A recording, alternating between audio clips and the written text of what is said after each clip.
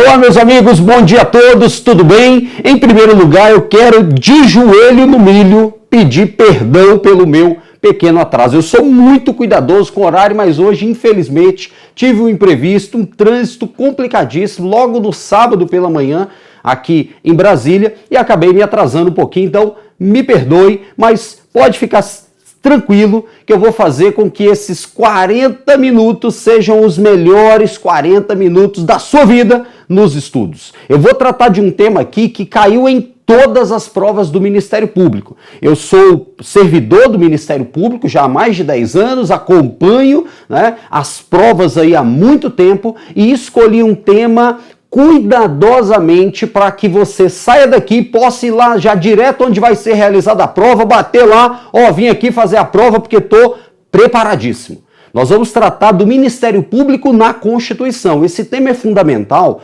porque se você domina esse tema, você vai se dar muito bem na temática de legislação do MPU. Por exemplo, na Lei Complementar 75, se for cobrado alguma coisa sobre Conselho Nacional do Ministério Público, você também já vai ter toda a base de princípios. Então, o tema de que vamos tratar dentro do concurso do Ministério Público, ele é imprescindível. Beleza? Tamo junto. Depois eu vou abrir aqui o chat, a gente vai conversando. Ao final fica um pouquinho no chat também pra gente bater um papo. E tamo junto, galera. MPU é show e Gran Cursos Online, mais uma vez, sai muito, mas muito na frente e faz a segunda maratona aí o dia inteiro com dicas, orientações, revisão, tudo para contribuir com a sua aprovação. Beleza?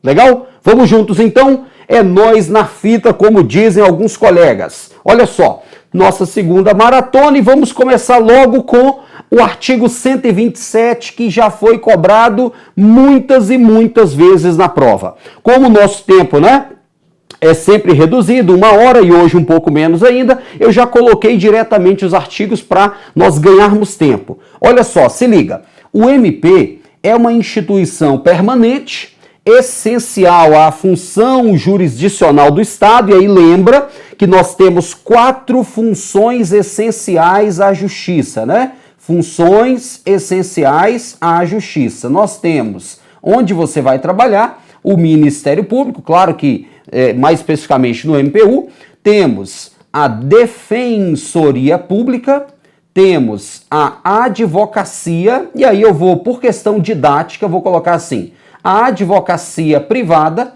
apenas para dizer que não se tratam de advogados do Estado, beleza? E temos a advocacia pública, beleza? Então, essa é a estrutura das funções essenciais à justiça. E lá está o nosso querido Ministério Público. O 127 vem e diz assim, incumbindo-lhe. Esse incumbindo-lhe é a missão do Ministério Público. É o que alguns chamam de unidade, princípio da unidade externa. Missão, qual é a missão? Defesa da ordem jurídica. É por isso que eu tenho certeza que você já ouviu dizer que o Ministério Público é o custos legis. Ele é o fiscal da lei.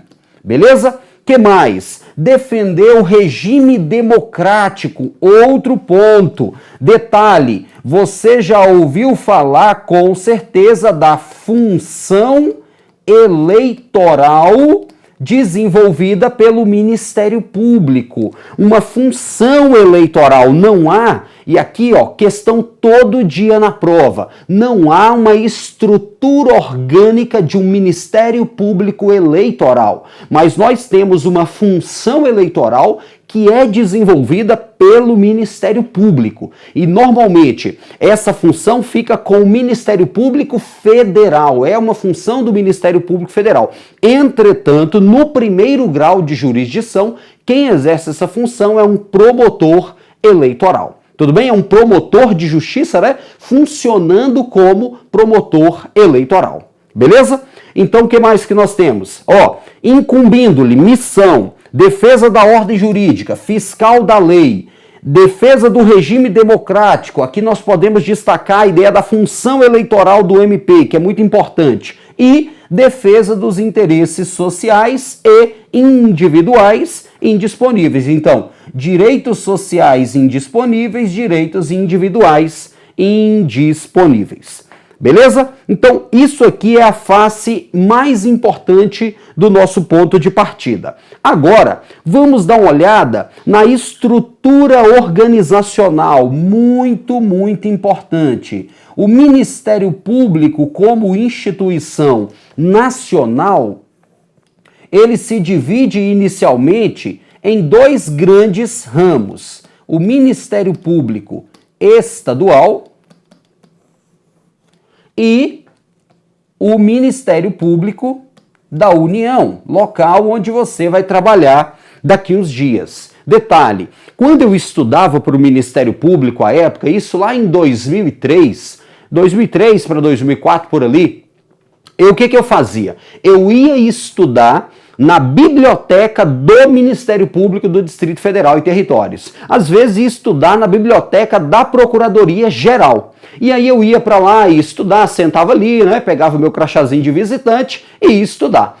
Uma hora lá do estúdio, eu dava uma saída para tomar uma água ali da biblioteca, tinha um cafezinho assim bem no corredor, e eu com meu crachazão de visitante, os servidores ali com o crachá deles, e eu ficava ali conversando. Aí uma vez um servidor perguntou assim, você trabalha aqui? Aí eu falei, ainda não. Aí ele sorriu assim e falou, eu falei, não, porque eu estou aqui estudando para o concurso do Ministério Público, o edital já estava lançado à época, eu estou aqui estudando para o concurso do MPU, mas daqui um dia eu estarei aqui. E graças a Deus isso se concretizou. É claro que não bastam meras palavras soltas, né? Ah, eu vou trabalhar no MPU em nome de Jesus. Eu acredito muito nisso, eu tenho fé em Deus, viu? Mas só que nós temos que fazer a nossa parte. Isso que você está fazendo. Sabadão, que você poderia estar curtindo, fazendo um monte de coisa, você está aqui, você está investindo. Você está investindo no seu futuro e você vai colher bons frutos com esse investimento. Beleza? Então vamos lá. MPU. Aí o MPU, meus amigos, ele se divide em 4 ramos. O Ministério Público Federal, o Ministério Público Militar, o Ministério Público do Trabalho e o Ministério Público do Distrito Federal e Territórios. Show! Lembrando que cada um desses órgãos tem o seu próprio procurador-geral. Isso você vai estudar detalhadamente na Lei Complementar 75. Lembrando que o chefão do MPU é o PGR, que também é o chefe do MPF. Beleza? É o chefe do MPF. Aqui é o que nós chamamos de estrutura do Ministério Público Comum. Beleza? Fica atento com isso. Por quê? Todo dia cai na prova e na sua vai cair também, ó. Ministério Público Especial. Já ouviu falar dele? Ministério Público Especial. Ah, detalhe, vou aproveitar para contextualizar também com o Ministério Público Eleitoral. Já falei dele, mas vale a pena contextualizar, hein? Olha só, galera, cuidado com esses dois aí. Ministério Público Especial, Ministério Público Eleitoral. O Ministério Público Especial é uma designação dada ao Ministério Público que atua junto aos tribunais de contas. Se liga, Ministério Público Especial, como eu coloquei aqui, ó, MP Especial, é um Ministério Público integrante da estrutura dos tribunais de contas. E aí todo dia cai na prova assim, o Ministério Público que atua no TCU é um ramo do MPU, até rima, fica bonito até para ouvir, mas está errado. Se cair na sua prova, o que você vai fazer? Você vai chamar o fiscal, vai falar assim, por favor, o que é isso aqui? Aí, que senhor? Você fala nada, eu vim aqui para vencer, vem comigo. O MP especial é o MP junto aos tribunais de contas. E o que nós temos que destacar? Não integra o MP comum. Fechou? Não integra. Quando você for entregar, escuta, quando você for entregar a sua identidade para acessar a sala de prova, você vai falar assim, ó, MP especial não integra o MP comum. A pessoa fala, hã? Você fala, eu vim aqui para vencer, onde é o lugar que eu vou sentar? Que é o lugar da minha vitória. E pronto, e vai embora. Beleza? Não integra. Agora, cuidado. O artigo 130, vou colocar aqui para depois você dar uma olhada.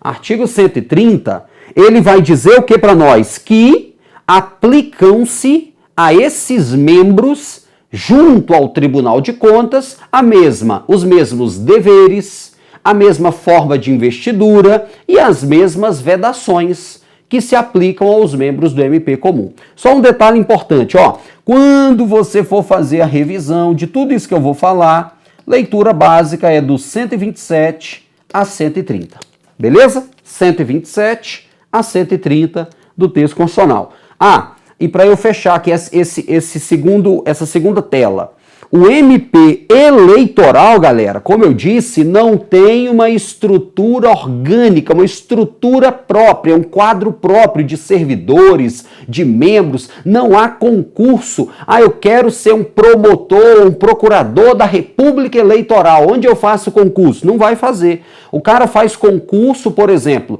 para promotor, e é possível que ele seja designado para atuar como promotor eleitoral. O cara faz concurso, né, para procurador da República, depois ele é promovido por antiguidade ou merecimento para procurador regional da República, e aí como procurador regional da República, ele pode atuar como procurador regional eleitoral junto, por exemplo, aos tribunais regionais eleitorais. Fechou? Então, cuidado, não há uma estrutura orgânica própria do MP eleitoral.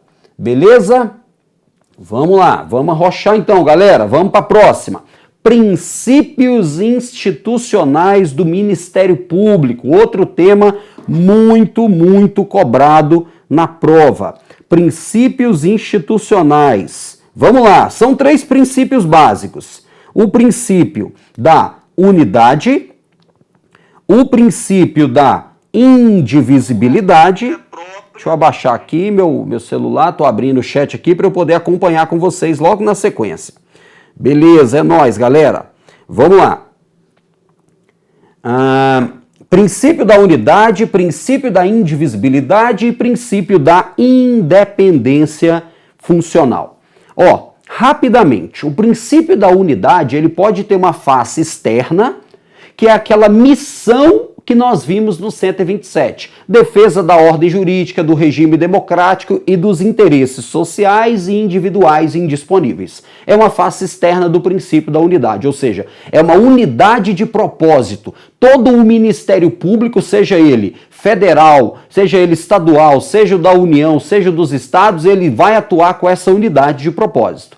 Mas internamente, a gente diz que o princípio da unidade significa que os membros do Ministério Público integram um só órgão sob a direção de um só procurador. Então, quando um membro do Ministério Público fala, não é o membro, o Antônio, o José, o Wellington, o Rodrigo, a Paula, a Ana Paula que está falando. Não, é o próprio Ministério Público falando pelo princípio da unidade. Já o princípio da indivisibilidade é uma decorrência lógica. Por quê? Já que todos integram um só órgão, então, pelo princípio da indivisibilidade, um membro pode substituir o outro no curso do processo. Um membro pode dar um parecer e no dia da sessão de julgamento um outro membro vai lá e o representa. Não há problema algum nisso. Por quê? Porque já que integram uma mesma instituição, eles podem se substituir, eles não se vinculam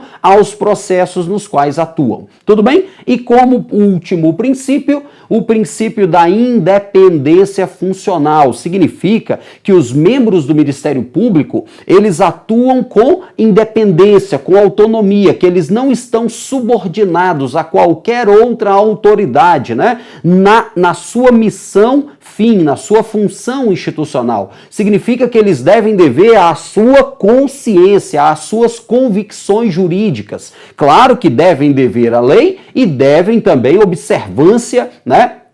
Devem observância à lei e devem observância à Constituição Federal. Mas o fato é que o que importa é sua convicção jurídica. É claro que Com isso, eu não estou dizendo, então faça qualquer coisa e pronto, tá tudo bem. Eu vou fazer o que eu quiser e ninguém tem nada a ver com isso, né? Não. Ele vai responder se ele descumprir os limites constitucionais e legais. Responde no âmbito de cada órgão por meio das suas corregedorias, responde no Conselho Nacional do próprio Ministério Público e responde até judicialmente, dependendo do caso. Tudo bem? Então, fica atento com esses princípios. Detalhe, há autores que inserem ainda o princípio do promotor natural. Princípio do promotor natural, que é aquele que diz que os membros do Ministério Público não podem ser designados aleatoriamente, né, escolhido a dedos, porque isso feriria tanto a imparcialidade quanto a independência funcional. Então eu não posso, para esse caso aqui o procurador-geral vem e fala assim, vou designar o fulano de tal porque ele com certeza vai ofertar denúncia. Não pode. É a mesma ideia do juiz natural, né, que é uma ideia de imparcialidade, que é uma ideia de equidistância, que é uma ideia de garantir a inamovibilidade. Então, os promotores, eles têm que ser escolhidos, né, para atuar nos processos segundo critérios previamente, né, estabelecidos, segundo critérios legais, né, segundo critérios impessoais. Essa é a ideia. Beleza? Então, fechamos aqui. Só o detalhe, na Constituição você não vai encontrar isso. Isso aqui você vai encontrar na doutrina e vai encontrar na jurisprudência do Supremo o princípio do promotor natural. Beleza? Próxima. Agora vamos tratar da autonomia de que dispõe o Ministério Público. Sabemos que o Ministério Público não é um órgão, né, do Legislativo, do Judiciário e nem do Executivo. É uma instituição para a doutrina dominante, independente, né, e autônoma. Com isso, o que é que ele tem? Autonomia funcional, autonomia administrativa e autonomia financeiro-orçamentária. Acompanha comigo. O que é que ele pode fazer? Por exemplo, propor ao Legislativo a criação e extinção de seus cargos e serviços, provendo-os por concurso público de provas ou de provas e títulos, a política remuneratória e plano de carreira. Detalhe, fica atento, o Ministério Público não tem que pedir. Um dia eu recebi um e-mail, um aluno falando assim, professor, o pessoal está falando aí que vai ter concurso do MPU e tal, o MPU já recebeu a autorização do Ministério do Planejamento? Falei, olha, não precisa desse tipo de autorização, porque o MP, ele tem autonomia funcional, orçamentária e financeira, autonomia administrativa. Então, olha só, quanto à criação e extinção de cargos, né, isso tem que ser feito por lei. Então, ele vai diretamente propor ao Poder Legislativo. Quanto ao concurso, está aqui, ele pode prover os seus cargos. Ele tem isso já definido na Constituição Federal. Plano de carreira, a lei que estabelece o plano de carreira é o próprio MP que vai propor ao Legislativo.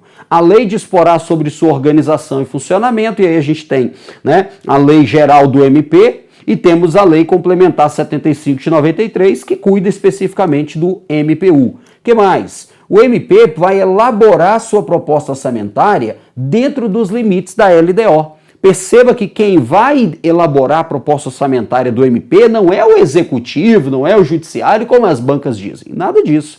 É o próprio Ministério Público, dentro de sua programação, é que vai elaborar a sua proposta orçamentária. O limite que ele tem que respeitar é a Lei de Diretrizes Orçamentárias. Tudo bem? Legal? Fera, né? Continua comigo. Agora vamos tratar de um outro tema sempre presente, que é o tema do PGR. Vamos lá, tema do PGR. Vou ver se eu consigo acompanhar aqui alguma coisa rapidão do chat aqui. Vamos ver. Vamos lá, turma de Maceió dando olá. Galera de Maceió, sejam muito bem-vindos. Galera de João Pessoa, show de bola. Muito bom, pessoal. Legal demais, hein? Lei Complementar 175, Lei Complementar 75, estudar com Constitucional. Isso é importante, né, pessoal? Isso é importante, porque tem um link direto, não que esteja sendo misturado, né? Deixa eu só fazer um comentário aqui, ó. Não é que eu estou misturando a Lei 75 com a Constituição. É porque é um assunto que está nos dois normativos. Então, quando você, o que eu disse no início da aula? Quando você domina bem essa parte da Constituição que eu estou tratando e você vai para a Lei Complementar 75, isso você vai ter um ganho expressivo no entendimento. Mais tarde vai ter um mestre aqui, se não me engano, o professor Gilcimar, que vai trazer uma aula espetacular só da Lei 75. Eu só estou fazendo o link, né? Que você dominando isso aqui, você vai se dar muito bem lá. Beleza? Tranquilo? Vamos juntos? Como eu disse, o MPU, ele tem por chefe o Procurador-Geral da República. Quem nomeia é o Presidente da República, dentre integrantes da carreira. Até hoje há uma discussão sobre isso, né? Mas o fato é que, porque quando ele diz assim, integrantes da carreira, não há uma carreira do MPU, né? Uma carreira de procurador do MPU, não. Porque para membros, o cara vai fazer o concurso específico, né? MPM, MPF, MPT e MPDFT. Alguns defendem que o PGR poderia ser tirado de qualquer um dos membros e há até proposta de emenda à Constituição para isso. Na tradição, em regra, o PGR tem sido tirado de onde? Do MPF. Mas o fato é que o PGR tem que ser, em tese, nesse sentido amplo, do MPU. O PGR não vai ser do Ministério Público Estadual. Beleza? O que mais? Maior de 35 anos, após aprovação de seu nome pela maioria absoluta, questão bem elementar, mas tem que destacar, é a maioria absoluta, né, do Senado Federal, e o PGR vai ter um mandato, uma investidura de 2 anos. Um ponto que é muito, muito cobrado, permitida a recondução, que é diferente de eu dizer permitida uma recondução. Nós vamos ver, deixa eu colocar aqui, ó, já aproveitando falando do PGJ, que é o Procurador-Geral de Justiça, o chefe do MP dos estados do DF. Deixa eu aproveitar com você, ó. O Ministério Público dos Estados e do DF Territórios formarão uma lista tríplice. Note que a Constituição não exige lista tríplice para PGR, beleza? Dentre integrantes da carreira, na forma da lei respectiva, para a escolha de seu procurador-geral, que será nomeado pelo chefe do Poder Executivo para mandato de 2 anos, permitida uma recondução. E aí eu faço a mesma coisa. É diferente de permitida a recondução. Vamos voltar aqui. Se liga. O PGR tem mandato de 2 anos e a Constituição diz permitida a recondução. Então a Constituição não limita o número de reconduções. Já quanto ao PGJ, a Constituição vem diz permitida uma recondução. Isso na hora da prova é sempre muito explorado. Sempre muito explorado. Então, ó, se liga, fica atento, não deixa a banca examinadora misturar isso aí. Beleza? Percebeu que na Constituição não há exigência de lista tríplice para PGR, embora na prática as associações do Ministério Público Federal tenham elaborado essa lista, mas na Constituição não há essa exigência.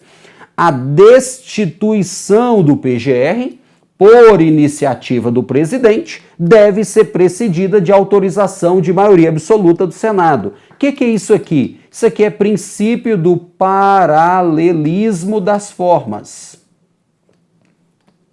Ou simetria das formas. Por quê? Se o presidente da República indica um membro para a PGR, o nome tem que ser aprovado pela maioria absoluta do Senado, não é isso? Então, se o presidente agora, note, iniciativa do presidente, se o presidente vem e fala assim, eu não quero mais que esse cara seja o PGR, então, peraí, se para ele ser investido, né, ele teve de ser aprovado pela maioria absoluta, para ele sair a mesma coisa. Tudo bem? Legal? Agora, quanto ao PGJ, nós temos a lista tríplice, que eu já indiquei, e ele diz assim, ó, será nomeado o PGJ pelo chefe do executivo. Cuidado! Ó, se nós estamos falando de MP estadual, o chefe do executivo é o governador. Se nós estamos falando do MPDFT, o chefe do executivo nesse caso vai ser o presidente da República. Cuidado, muito importante isso aí. Um dia desse eu estava passeando por alguns sites de informação e tal, e aí eu vi o cara colocando uma dica lá que o chefe do MP do DF era nomeado pelo governador do DF. Totalmente errado. Cuidado, o MPDFT é um ramo do MPU. Então, quem tem a competência para fazer a nomeação nesse caso é o presidente da República. Tudo bem? Legal? Então, depois fica atento. Como eu disse, Wellington, tudo isso que você está comentando, onde é que eu reviso depois? 127 a 130 da Constituição Federal. Beleza? 127 a 130 da Constituição Federal. Beleza? Vamos lá. Uma perguntinha interessante aqui que o Rafael fez. Ele colocou assim: o cara que passa no MPU pode pedir transferência para qualquer Ministério Público? Olha só, Rafael, pergunta bem interessante. Isso foi uma das coisas que me levou há mais de 10 anos atrás estudar para o MP. Né? Por quê? Você faz o concurso para o MPU. Membros fazem concurso específico para o MPF, para o MPT, para o MPM ou para o MPDFT. Servidores são do MPU. Então você vai para o MPU e você pode ficar no MPF, no MPT, no MPM ou no MPDFT. Então quando eu fui nomeado, por exemplo, eu recebi à época um telefonema e a moça do RH da Procuradoria-Geral da República me ligou e falou assim: Wellington, tudo bem e tal? Você tem interesse em tomar posse no Ministério Público Federal? Aí eu até achei que era uma pegadinha, assim, tipo, cadê o Ivolanda, né? Porque eu tava estudando igual um doido para concurso. A mulher me liga perguntando se eu quero tomar posse. Falei, claro, moça, pelo amor de Deus, posse agora, né? Eu vou agora e já tomo posse. Ela falou, não, é porque às vezes você já tem algum conhecido e você já combinou de ser nomeado em outro órgão e tal, enfim. Eu fui para o Ministério Público Federal, depois pedi remoção para o Ministério Público Militar. No âmbito do MPU, você pode tanto mudar de ramo quanto mudar de estado. Você está no MPF em Brasília, pede remoção, né? E vai para outro lugar, entra no concurso de remoção. Agora mesmo tinha aí aberto um concurso de remoção, você vai, vou para São Paulo, vou para Fortaleza, enfim, você pode se movimentar tranquilamente. É claro que você não vai do Ministério Público da União para o dos estados, aí não dá, é dentro do MPU, beleza? Então, fechamos aqui, os procuradores gerais nos estados e no DF Territórios poderão ser destituídos por deliberação da maioria absoluta do Legislativo na forma da lei complementar respectiva. Aí, por exemplo, a Lei 75 vai tratar disso. Então, note, mais uma vez, né? Eu estou citando a Lei 75 como recurso, né? Adicional, agregando informações para você. Vem comigo. Outro tema muito, muito importante, garantias dos membros do Ministério Público. E aí nós temos, vitaliciedade, inamovibilidade e irredutibilidade do subsídio.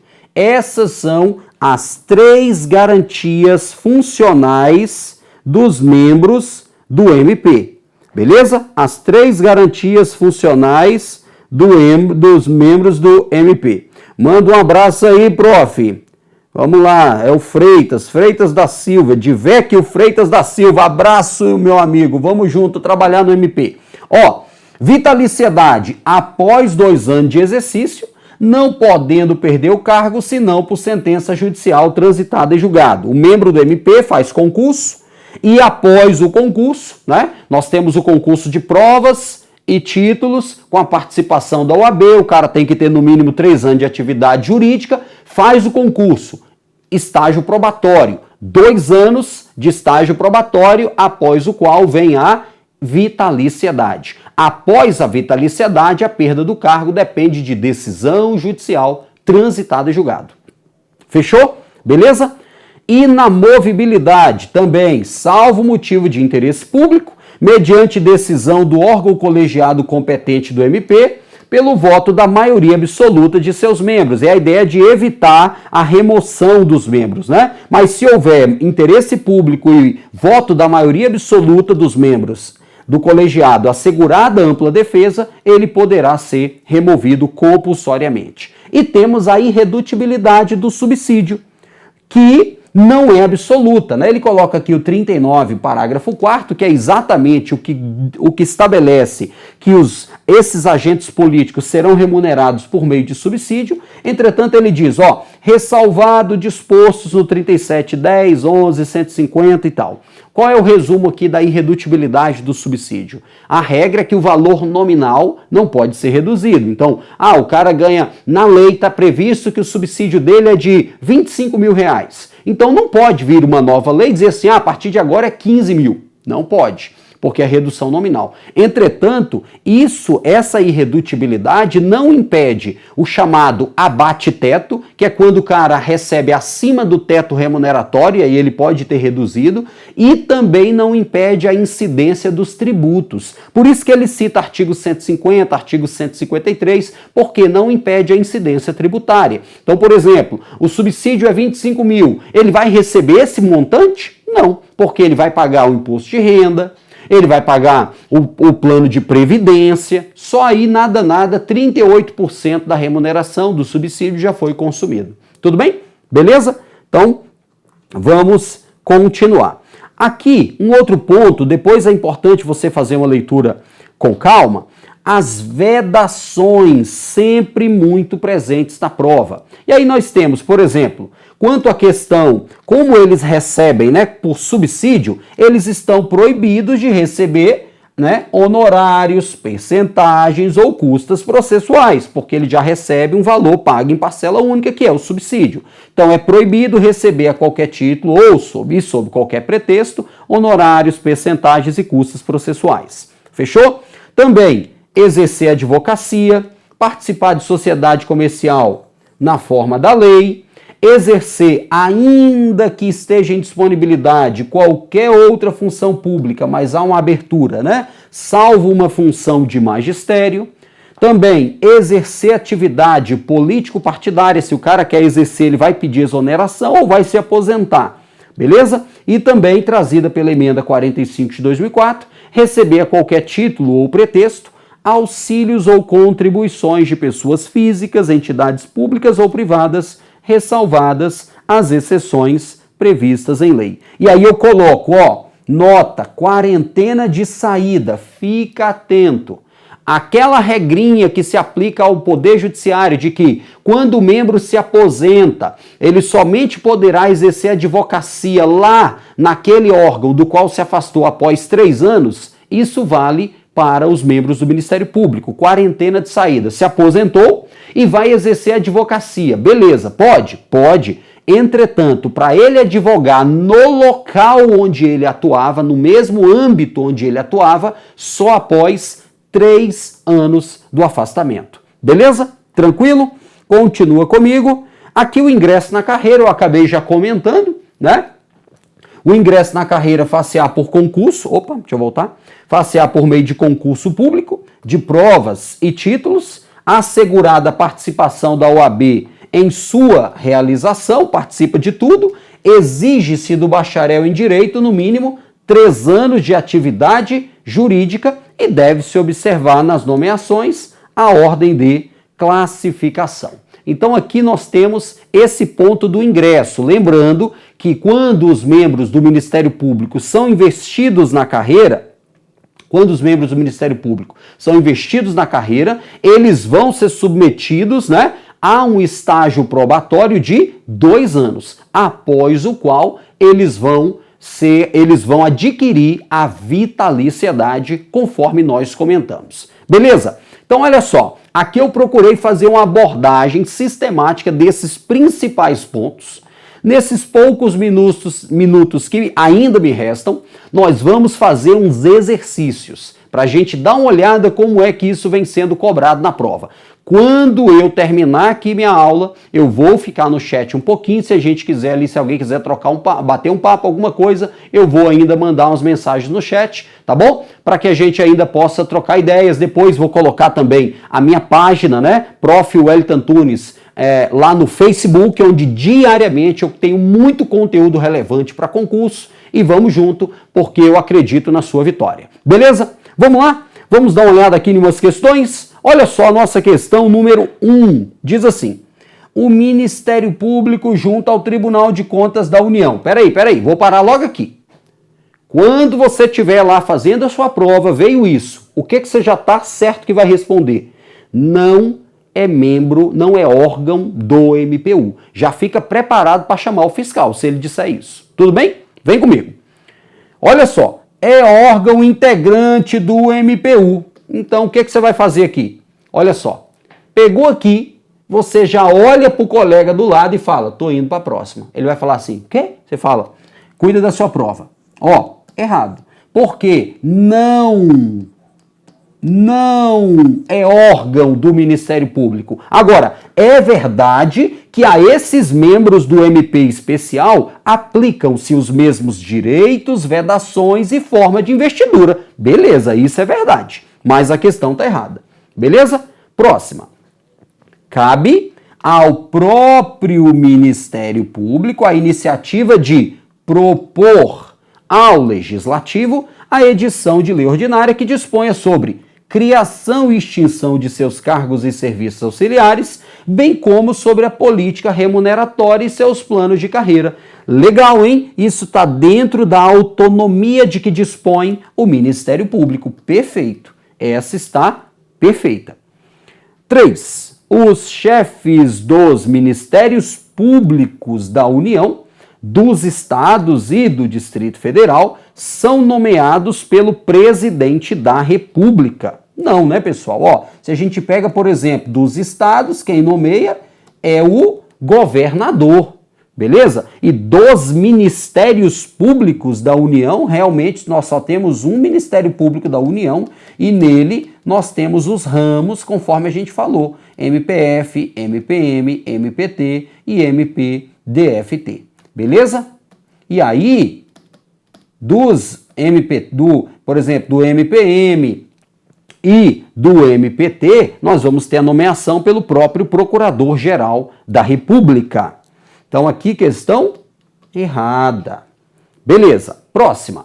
É possível que um membro do MP estadual, aos 36 anos de idade, seja nomeado pelo Presidente da República para o cargo de Procurador-Geral da República, após seu nome ser aprovado pela maioria do Senado Federal para o mandato de 2 anos, permitida a sua recondução por uma única vez. Ó, questão ficou até simples de resolver, né? Porque, primeiro, a Constituição Federal diz que o PGR vai ser nomeado entre membros da carreira do MPU. Como eu disse, embora não haja tecnicamente para membros uma carreira do MPU, o entendimento dominante na doutrina é de que vai ter que ser dentro de um dos membros do MPU e não do MP estadual.